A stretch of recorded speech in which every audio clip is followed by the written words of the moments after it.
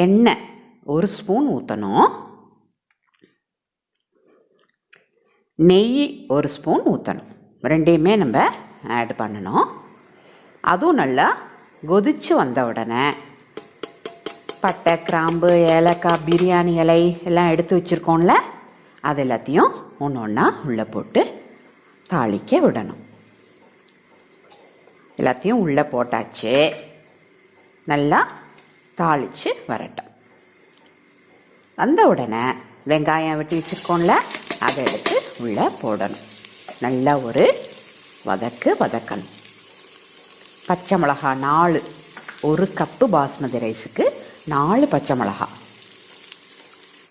நல்லா வதக்கி இந்த ஸ்டேஜ் வந்த உடனே இஞ்சி பூண்டு விழுது எடுத்து வச்சுருக்கோம், அதை உள்ளே ஆட் பண்ணி பச்சை வாசனை போகிற வரைக்கும்